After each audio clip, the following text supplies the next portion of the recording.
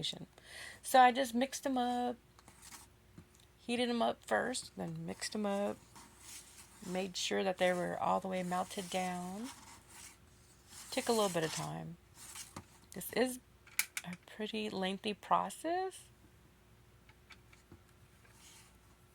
First, you gotta make sure that you got some cake or some cupcakes, or else you gotta start by making the cake first. But luckily, I had some cupcakes in the freezer, so I pulled them out. Next, I get that meltable candy melts, and I put them in this mold. I picked up this mold from Michael's as well. Then I used some paintbrushes, and I just filled the molds with the meltables, candy melts. And this took a while. I wanted to make sure it's nice and thick so that the cake would not just like pop through or fall out or anything like that. I was kind of weary. I'm like, is this going to really work? This was my first time making them. So if they don't look perfect, you know what?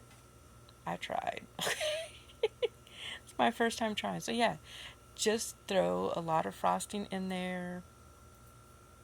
Put some on the side, smooth it out. And I just kept going over it until I thought it was thick enough. Then after that, I put them in the freezer. And honestly, I was tired. So I've learned with baking that one day you might want to make the cake first, and next day you want to do this meltable step. Because then you got to put it in the freezer and wait for it to harden up. So yeah, see, I put a whole bunch of frosting in there. And the great thing about these molds, they're way bigger than regular cake pops. These molds hold like 2, maybe even 3 cupcakes in there. So it's a pretty large cake pop.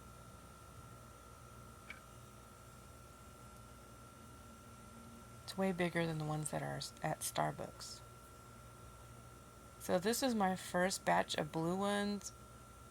I shall be making some purple ones pretty soon before Halloween ends.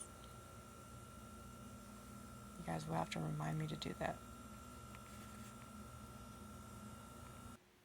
So next, we get the mixture of the cupcakes and the frosting, and we stuff it in the hardened up meltables. So I just smooth it in there with like a spoon or with a knife. And then you grab some more meltables and you cover up the cake. And then you add either a popsicle stick or a decorated stick. Put them in the bottom. Then you get the meltables and the molds and you put them in the freezer. Next day you pull out the molds and you like work out the cake pops. Do it nice and slow so they don't break. And then you could decorate them if you like. You don't have to, but you can. You could use these edible markers, and that's what I did. Hopefully you guys enjoyed this video. If you guys have any questions or comments, drop them in the section down below. And drop some ghost emojis or your favorite Halloween emojis. I'd appreciate it. Boo!